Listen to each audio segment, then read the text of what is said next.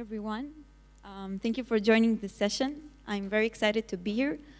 By the way, any threat hunters in the audience? Okay, so by the end of the session, all of you will be? Okay, so before starting to talk about some cyber stuff, by the way, spoiler to our topic, you can see here behind, we're going to talk about some very easy way to find very sophisticated threat actors. But before going to talk about cyber stuff, I will introduce myself. So I couldn't think about more expected heading other than who am I? So this is what we've got. My name is Daniela Shalev. I'm a threat hunter in Palo Alto Networks. I'm 24 years old, and I came here from Israel. I have been in the security industry for about 6 years, started my way in the military service. I was a security researcher in the Israeli Navy, and then I came to Palo Alto, addicted to avocado and to my dog Camila. And in my daily job, I do hunting across customers' environments, looking for known malware patterns, doing research about APT groups and their evolvement over the years. And if we find something malicious, we do a deep dive investigation. This can be resulted in some blog posts or some tweets on Twitter. And today we're going to talk about some really cool research that we did over the past year. So I'm sure that once all of you sat in your home in a nice evening, drinking wine and thinking, how can I catch a threat actor? Well, who didn't? I did. So I came to give you some tips. So we decided to conduct a research based on various attacks that we investigated over the past year, where we found one thing that was mostly used by attackers, and this is the loading of a DLL. So while DLL files are being used in a legitimate way all the times, as a threat hunter, we are looking for something in a big data, something that security products won't necessarily detect. So we base our research on loading of a DLL. And why an attacker would rather to use a DLL than just execute a binary? I guess that you know the answer, but I will give a brief about this. So a DLL is a piece of code that is being loaded into another application, which makes it more evasive and harder to detect, as all malicious activity that is being performed by the DLL is being initiated by the host process. So attackers usually use one of two main methods to load their malicious DLL. The first one will be DLL hijacking, and the second one is lolbeans. So what is DLL hijacking? This is a method to manipulate the DLL search order of an application and to make it to load our malicious DLL instead of a legitimate one. What is a DLL search order? Each application, when it loads DLL, it has a specific order where it's going to look for the DLL names in it. If it can find it in the first directory, it will move forward to the next one. If it can find it there, it will move forward to the next one, and etc. So attackers can manipulate this search order even in the first directory, which is the same directory that the application is being executed from.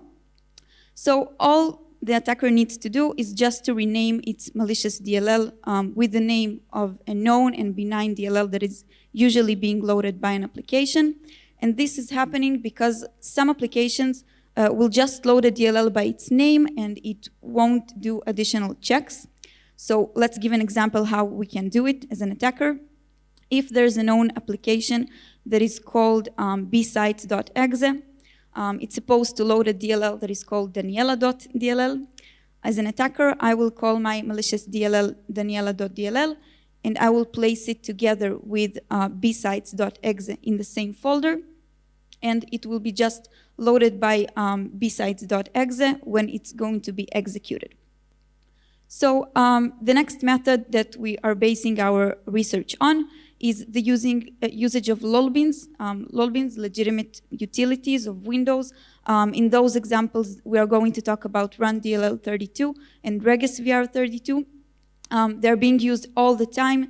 Those are known applications to load DLLs. All we need to do is just execute, for example, run DLL, specify the DLL path, and if we want some function that will be our entry point, and the DLL will be just loaded into the memory of the run DLL process.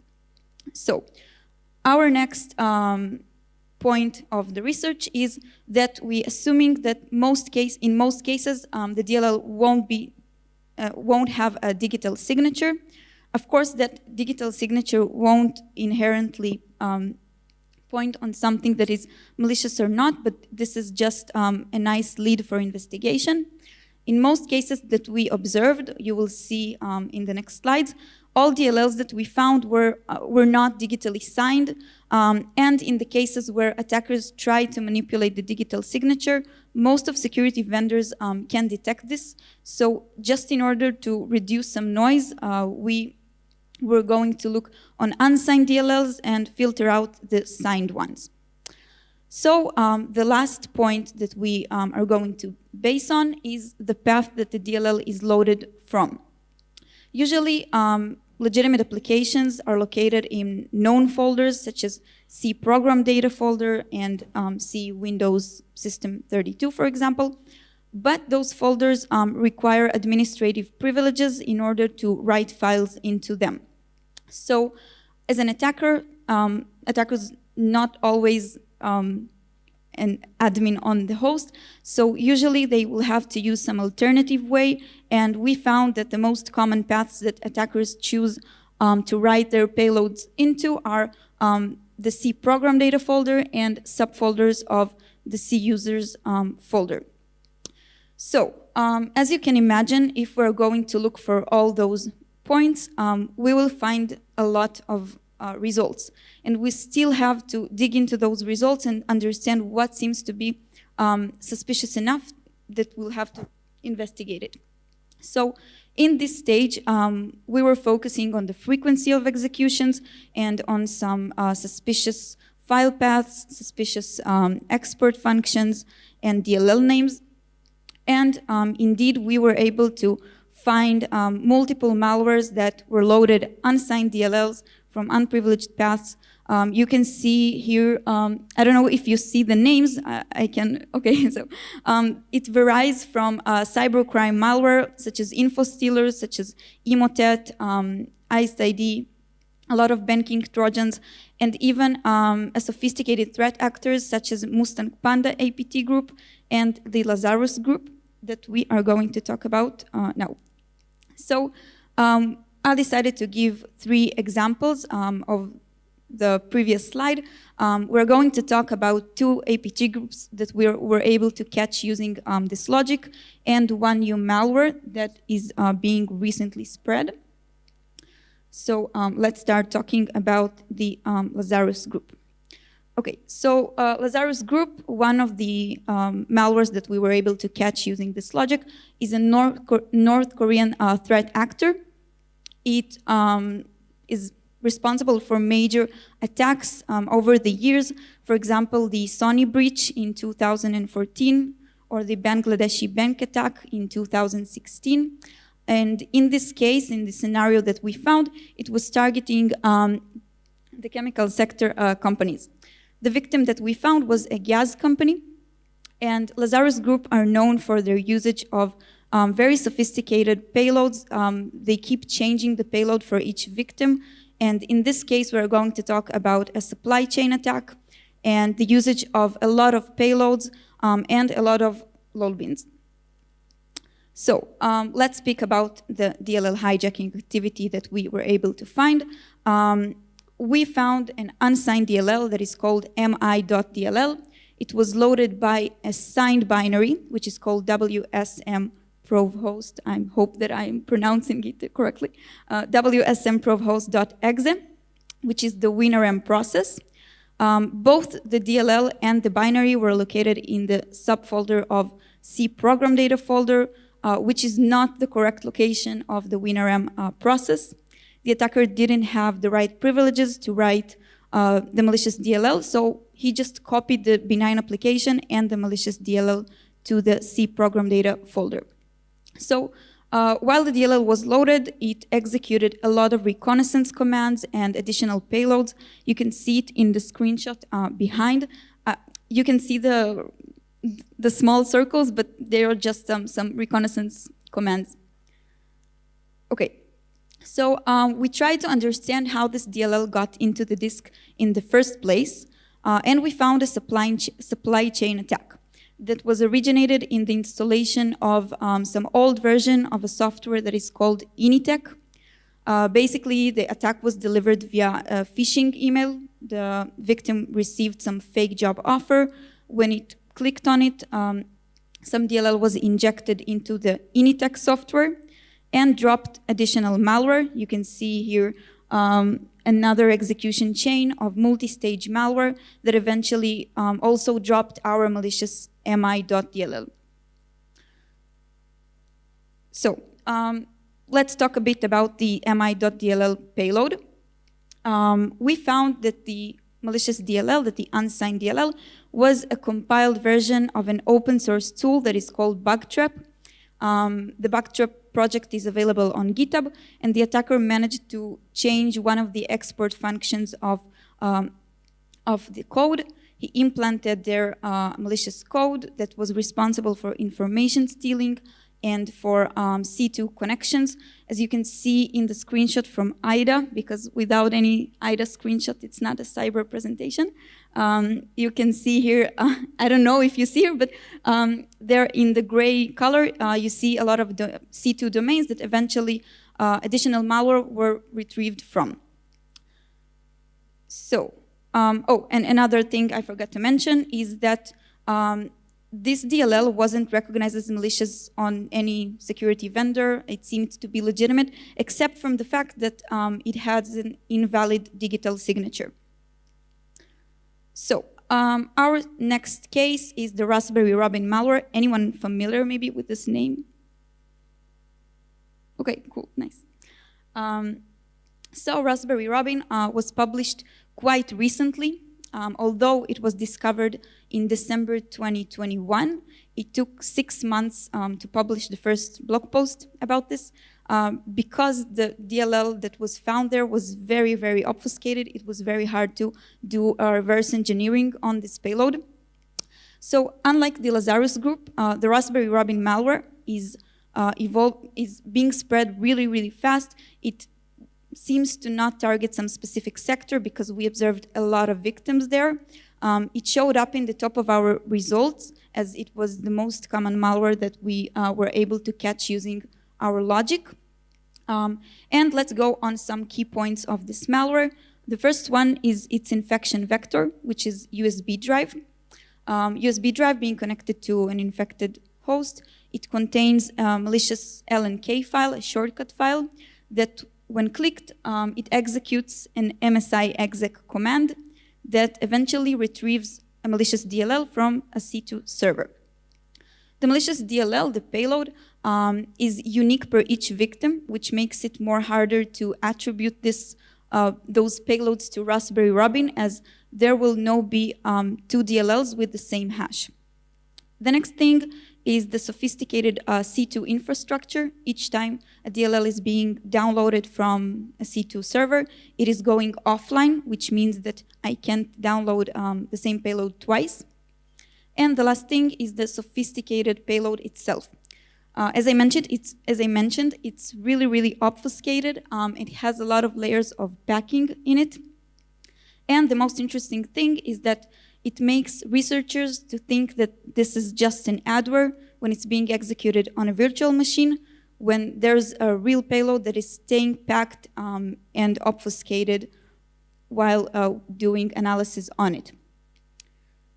So, speaking of our research, how can we detect loading of the Raspberry Robin payload?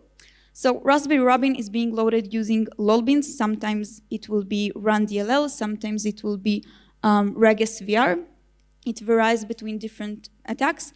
And as you can see in the bolded command, it is being loaded from a non-privileged path from C program data folder. We observed also cases where it was loaded from some subfolders of C users folders. And you can see a very obfuscated and weird name that already seems to be suspicious and requires some investigation. And when being loaded, it performs process hollowing. It injects itself into legitimate process, such as Notepad or DLL host, and then it initiates network connections to Tor nodes. It creates persistence by registry keys, by schedule tasks, and those are things that, by the way, security products can detect, but we can detect the loading of the DLL even by the command line before it does some bad things. So, wanted to give additional point about Raspberry Robin, except from the fact that it's very, very obfuscated, and the cool thing with the tricking security researchers into thinking that is an adware. The main motivation behind this malware is still unclear, although some vendors tend to attribute this malware to the Russian Evil Corp group, but this is still unclear. I think that we will hear about it more soon. So our last case, I know that you're all hungry to go to lunch, so it's like the last example. We're going to talk about Mustang Panda, a Chinese threat actor. It started operating since 2017, and it targets multiple organizations in the US and in Asia. In our case, we are talking about a victim from Singapore. And Mustang Panda are known for their usage of plugix rat mostly and poison ivy. They use a lot of DLL hijacking, as we will see now. I think that the screenshots are a bit small, but I will just describe what you can see here. Basically, we found unsigned DLL, again, which is called WSC DLL. It was loaded by the legitimate Avast software. Again, from an unprivileged path, it was from the C program data folder. And as in the Lazarus case, the attacker didn't have the right privileges, so they wrote it to some weird path in C program data folder. One thing worth mentioning about the Mustang Panda APT group is that they're using multiple benign applications for the DLL hijacking activities. We observed also additional cases that there was DLL hijacking to Avira software, to Adobe, to ESET as well. So the attacker really likes antivirus products, such as all of us. So let's talk a bit about the plugix rat. Known rat being used a lot by Chinese threat actors, has various capabilities such as information stealing, keylogging, files modifications. But the interesting thing here is that the loaded DLL is just a loader. The actual payload is stored in an encrypted way in a file with a DAT extension. You can see like the file paths there. I don't know if it's clear enough. But the main point here is that when investigating plugix activity or Mustang Panda activity, we should expect to see the creation of 3 files, not 2, of a benign application, of a loader DLL, and of an encrypted payload. Sometimes it will be in forms of other file extensions, not only that file, so it can vary in different cases. And to sum up the activity of Mustang Panda, in this case, we observed after the loading of the DLL, registry persistence in run keys. It was spreaded by USB devices. We observed a lot of infected hosts here. And finally, we observed files exfiltrations. Multiple documents were delivered to C2 servers in Hong Kong. And when being copied, they were renamed with a base64 encoded name. So, finished with the examples. Let's talk a bit about how you can catch a threat actor using our really simple logic. So, if getting back to unprivileged paths, we were talking about this the entire session, so not too much to elaborate here. Just really recommended to look at the path that the DLL or the file is being loaded from. Of course, it doesn't indicate on something malicious, but it is a good lead for investigation. The next thing that we didn't have a chance to talk about is file entropy. I will explain for those who are not familiar with this term. File entropy is a way to measure the randomness of a data in a file. So when a file is being packed, for example, the randomness becomes smaller, so the entropy of the file becomes bigger. So if we see a large entropy of a file, this is something that we can calculate. We may assume that it might be packed. Not all cases will be malicious, of course, because, for example, archived files also have a large entropy. And fun fact, sometimes software developers like to run packers on their binaries, so no one can do reverse engineering for that and to see the source code. So large entropy, suspicious, but not inherently malicious. And the last thing that I think is the most important one is the frequency of executions. As a good hunter, we should know our baseline of the environment. We should know what is usually being executed in an environment. And once we know what's so common in our environment and what's the regular executions, it will be way easier for us to find the suspicious ones and to find new malware, such as in those cases. Thank you very much. Thank you.